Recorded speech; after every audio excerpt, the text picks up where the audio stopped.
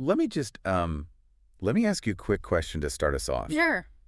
Have you ever had a moment of déjà vu that was just so intense, like so incredibly visceral, that it literally felt like reality itself was briefly glitching out? Oh, absolutely. Yeah, Like when you walk into a room, you know for an absolute fact you have never stepped foot in before, right. and suddenly the air just feels thick. Yeah, Like totally. someone says a really highly specific sentence, and your brain is just flooded with this overwhelming, I don't know, almost dizzying physical sensation that you have lived that exact microsecond before. Like down to the dust floating in the angle of the light. Exactly. Yeah. Or, I mean, think about this on a more everyday level. Have you ever stopped to wonder why time feels like it absolutely flies by, like it just evaporates when you're at an amazing concert, Mm-hmm. but it drags on like thick molasses when you're just sitting in a waiting room at the DMV, just bored out of your mind? Well, culturally, we just tend to brush these things off, Yeah, right? we do. We treat them as biological quirks, just little psychological misfires. We tell ourselves, oh, the brain just misfiled a short-term memory into the long-term memory folder, and we just go about our day. Right. But what if those moments are actually diagnostic data? Yeah. What if that visceral feeling of reality glitching is physical, like empirical proof of how the entire universe is fundamentally constructed? That is the big question. So buckle up, because this deep dive is going to completely dismantle how you understand time, your own memories, and how you actually steer your life. We are looking at a really fascinating stack of materials today. We really are, and what's fascinating here is that we are witnessing a massive cultural phenomenon colliding in real time with hardcore academic physics. Right, because on one end of the spectrum, we have trending TikTok discussions. We're looking at creators like Z3 for 10N, and there's this undeniable mass cultural hunger for what the internet is calling content awakening. Yeah. I mean, millions of people are starving for genuine discussions around reality, manifestation, and spirituality. But then, on the exact opposite end of the spectrum, sitting on our desk right now, is a groundbreaking formal white paper published on Zenodo. Yes, and Zenodo, just for context for the listener, is the open research repository developed by CERN. Right, the European Organization for Nuclear Research. Yeah. This is where hardcore physics, particle data, and institutional architectural blueprints live.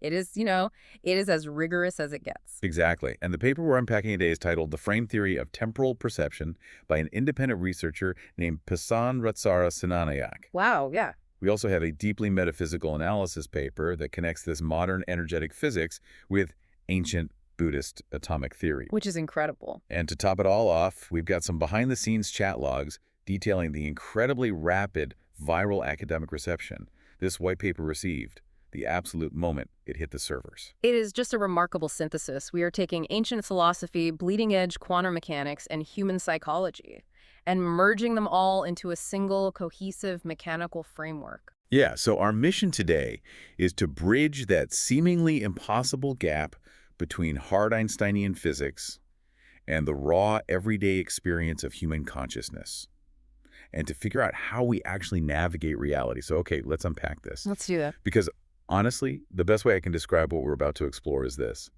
Think of time not as a river that pushes us along, but as a giant, infinite reel of film.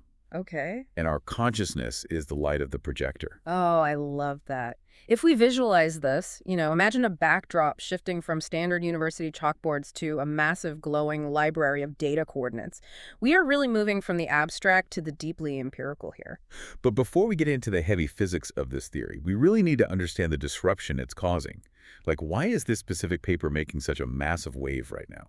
Well, it starts with understanding the current digital landscape. The TikTok context you mentioned earlier is just crucial. Right. If you look at hashtags like reality, magic, and spirituality, they are trending with hundreds of millions of interactions. It's huge. People are deeply craving answers about the nature of existence. They want to know how to actually change their lives. But the problem with the casual internet scroll is that it almost always lacks structural physics. Yes. You get a lot of beautiful, poetic ideas, but there are no actual mechanics. It's sort of like being handed the keys to a Ferrari, But when you pop the hood, there's just no engine. Which is incredibly frustrating for someone genuinely trying to understand reality. Yeah. And that's exactly where the Zenodo phenomenon comes in. Zenodo is not a platform for casual philosophical musings.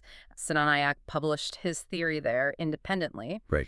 And what's really interesting from the chat logs we reviewed is that he actually hit an institutional roadblock with a European research grant requirement. Ooh, the CIS's SC thing. Exactly. But he bypassed it entirely to secure a permanent, globally recognized scientific ID, an ORID. Wow. So he anchored his intellectual property forever in the permanent global scientific record. He really just planted his flag in the concrete. He did. And the metrics on this release are just wild to look at. Right out of the gate, the paper achieved an 82.3% download-to-view conversion rate. Right. Specifically, out of 51 initial views on the very first day, 42 resulted in direct, full downloads of the white paper. Okay, so I'm looking at those numbers, and I just have to ask, Sure. is 42 downloads actually a big deal? Because if I post a video of my dog falling off the sofa on TikTok, 42 views is literally nothing. It's a total failure. It's a completely different currency of engagement, though. Oh, okay. We have to look at the massive difference in intellectual commitment here. In the social media space, a view is a flick of the thumb. Right. Even in academic preprint spaces, a view usually simply means someone glanced at the abstract and moved on. Oh, I see. But a download, that means physicists, researchers, and automated academic indexers are actively saving the dense architectural blueprints of this theory to their local hard drives to study it deeply.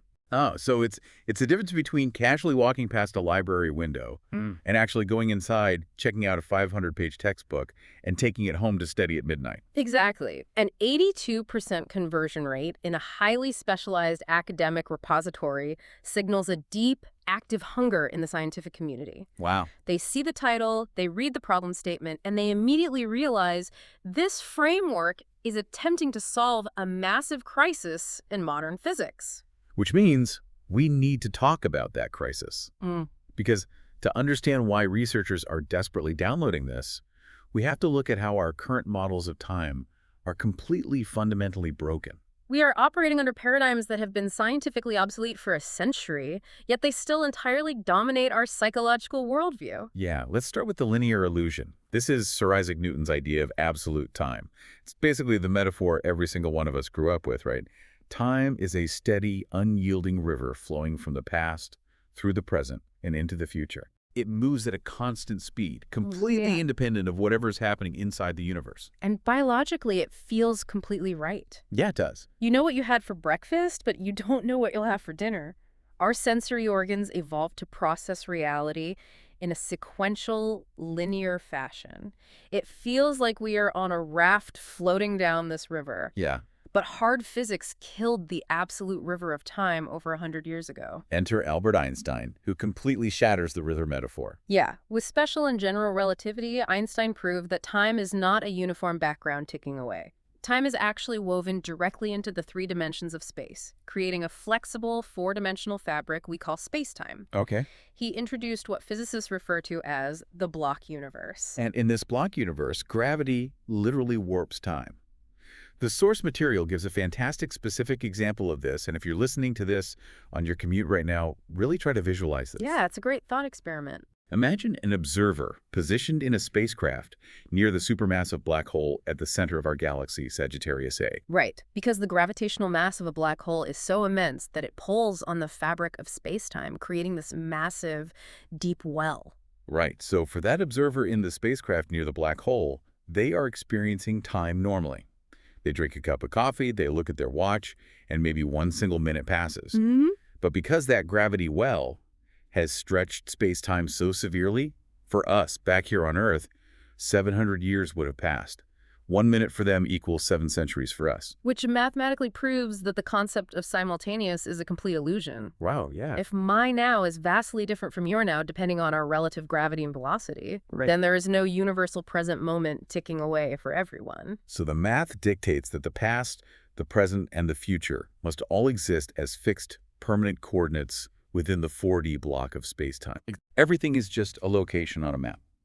My birth, this exact conversation we're having right now, and the year 3000, all exist as fixed coordinates. That is the consensus of classical relativistic physics. But this creates a massive problem for human experience, and this is what Sinaniak's paper aggressively targets. Okay. Because if the whole block already exists, I mean, if the map is already fully drawn, why do we feel like we're moving forward? Right. Standard physics gives us a perfect map of the empty landscape, but it completely ignores the conscious human driving the car through that landscape. It really does. It cannot explain the subjective flow of time. And whenever there's a massive unbridged gap in science, something rushes in to fill the vacuum. And what rushed in to fill that vacuum is what the white paper critically calls the A=C=F fallacy. Oh, yes. And you see this everywhere in modern culture today. It's heavily propagated by what the paper calls idiomatic gurus. These are modern philosophical communicators who have essentially hijacked Einstein's block universe.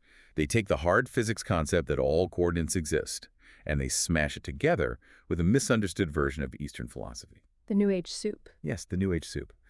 They confidently tell their millions of followers, hey, Einstein proved the past, present, and future all exist, so therefore everything is happening at once. They claim the present, the past, and the future are functionally identical. Which is a massive problem. Let's use an analogy here because this is important. If the past and the future are functionally identical to right now and everything is happening at once, I am just a passive victim strapped into a movie theater seat. Right. I'm watching a film that has already been shot, edited, and printed onto the reel. My choices literally don't matter. I can't change the ending of the movie by wishing really hard from row G. That analogy perfectly highlights the destruction of human agency. Frame theory violently rejects this New Age soup because it completely ignores the strict physical laws of thermodynamic cause and effect. Because you can't unburn a log of wood. Exactly. Entropy exists. Energy must be expended to change the physical state of reality. Sedaniak's synthesis clarifies a crucial, non-negotiable distinction. And what's that? That existing as a coordinate is absolutely not the same thing as being an actively powered event. Just because a future coordinate exists on the map does not mean it is currently happening. So if time isn't a flowing river, and it isn't a simultaneous pre-written blur where our choices are meaningless, well, what exactly is the universe made of? If we rip the veil off, what is actually there? This brings us to the core architectural mechanic of the entire theory, the 3D holographic mesh. Okay, the mesh. The paper posits that the physical universe, encompassing everything from a distant supernova to the microphone sitting on your desk, is a completely frozen, unpowered geometric grid of 3D holographic frames. It is a static mesh. Wait, I'm trying to visualize this. If everything is dead and frozen, what does the universe actually look like in this theory?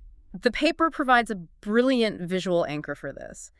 Imagine a massive 3x3 geometric grid floating in space. Okay. In one of those frames, there's a man pouring a cup of coffee, but the dark liquid is suspended in midair between the carafe and the mug. Oh, wow. It's not moving in slow motion. It is perfectly, absolutely frozen in absolute stasis. Like a photograph. Exactly.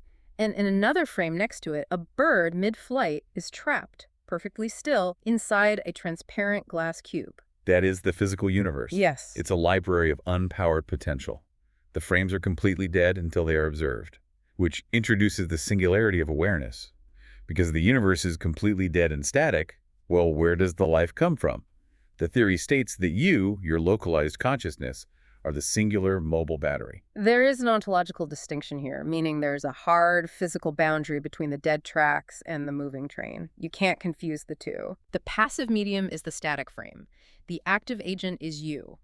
You are the locomotive powering the grid. You are the light of the projector shining through the frames of the film. Exactly. But to create this seamless, continuous illusion of biological reality so that the coffee actually pours and the bird actually flies, how fast does this projector have to run? It has to move exactly at the speed of light, denoted as c in physics. And this is the part that just completely blew my mind.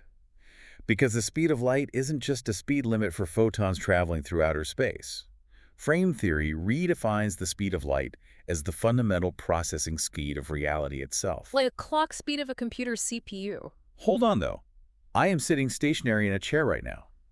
My biological mass is not moving at 186,000 miles per second. Right. So how can I be traveling at the speed of light? This is a vital distinction to make. We have to separate biological mass moving through space from the experiential traversal of awareness moving through the static mesh. Okay, explain that. Your physical body, your mass, is bound by the local gravity and physics of Earth.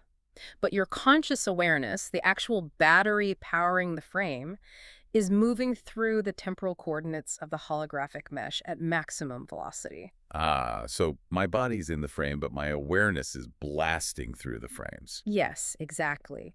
The friction of your awareness moving through those static, frozen frames at the speed of light is what creates the continuous biological illusion of time. So it's that fast. You are moving so fast that your brain blurs the discrete, frozen frames together into a continuous panoramic landscape. It's like sitting on a bullet train. The trees outside aren't running backward on a treadmill, they are completely stationary. You are the one moving, but your brain just perceives it as a continuous blur of motion outside the window. And if we connect this to the bigger picture, this concept of hyperfast quantized traversal isn't entirely new. Right. The metaphysical analysis paper in our source stack shows how this perfectly maps onto ancient analytical frameworks, specifically the ancient Buddhist Abhidhamma. Which is amazing, because thousands of years before modern quantum instruments, this philosophy identified the indivisible units of reality. They called it the Pseudo-Shahaka, or the pure octad. Now, without getting bogged down in the ancient terminology, what this essentially means is that they mapped out an advanced atomic theory. They realized that physical matter isn't made of solid little billiard balls. Matter is made of high-frequency energetic events. They understood reality as a sequence of discrete energetic flashes, and the way they measure time is equally staggering. Yeah, tell me about that. They use the concept of the sitakana, the mind moment. They quantize time into discrete frames, calculating the frequency of these mind moments to be operating at roughly 10 to the power of negative 23 seconds. Which is the exact temporal scale of an electron in modern quantum physics. The correlation is just incredible. It proves that ancient thinkers understood reality as flashing on and off rather than a continuous flow. But if reality is flashing on and off billions of times a second, why does this desk in front of me feel so incredibly solid? The Abhidhamma explains this with something called the 17-to-1 ratio. Right. This is the temporal lag between mind and matter. The ancient texts state that a physical unit of matter lasts exactly 17 mind moments. Let's translate that.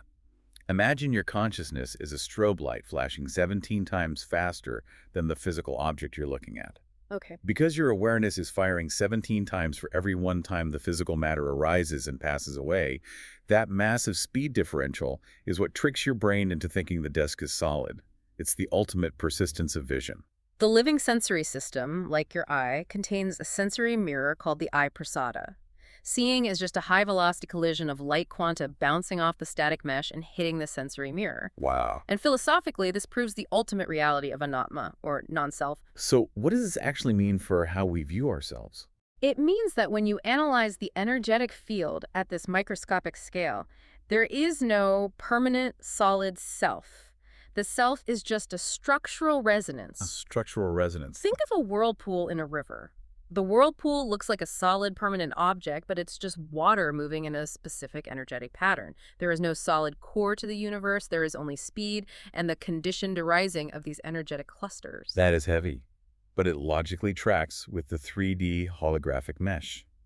Now, if our brains are acting as these biological antennas, receiving these frames at the speed of light, what happens when the antenna gets bent? Because biology isn't perfect. We get tired, our neurochemistry fluctuates. And this completely changes how we view neurological phenomena. Frame theory provides a brilliant diagnostic explanation for things that have always confused science. Let's look at déjà vu. We brought this up in the very beginning, the awareness echo. Frame theory completely reclassifies déjà vu. It is not a memory filing error in the hippocampus, and it is certainly not a psychic premonition of the future. The theory defines it as a cognitive synchronicity glitch. Here is the actual mechanic of how it works under this new physics. Your singular awareness occupies a pre-existing frame in the mesh. It powers the room, the glass of water, the light, but your higher-order cognitive recognition software, the prefrontal cortex, the part of your brain that actually interprets the data, lags behind by a fraction of a microsecond. The hardware struggles to render the massive amount of incoming holographic data. Because the frame you are stepping into already physically exists as a static coordinate in the mesh, That microsecond processing lag causes an overlap.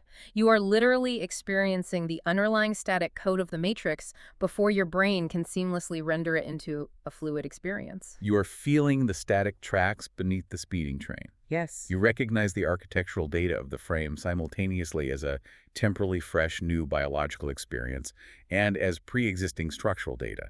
That collision is the massive psychological echo of déjà vu. It's absolute proof that the tracks are already laid down. And then you have the terrifying inverse of this, jamais vu. This is classified in the paper as an alpha line error or a flight program malfunction. This is when your deeply familiar bedroom suddenly feels like an alien simulation you just spawned into. I used to get this when I was a kid. It's like semantic satiation. You know when you stare at a perfectly normal word like door and you say it over and over until it completely loses all semantic meaning? Right. It just looks like alien scribbles on the page. But apply that to a whole room. That's a perfect way to look at it. In a normal state, as you illuminate a new frame, your brain instantly connects that visual data to the archival memory of past frames. Oh, yeah. That connection provides context and grounds you. In frame theory, the past is just unpowered archival memory frames. It's the persistent past. But during a jamais vu glitch, your consciousness illuminates the visual data of your bedroom, but the tether to that persistent past completely snaps. The contextual metadata just drops. The relational link is severed. You have the kinetic energy powering the visual frame, but you are completely unanchored from your personal history. You are left staring at the raw, unanchored geometry of the room. It feels alien because it has been stripped of its temporal context. These glitches are the brain struggling to maintain that immense speed of light traversal. Yeah. But this raises the biggest question of the entire deep dive.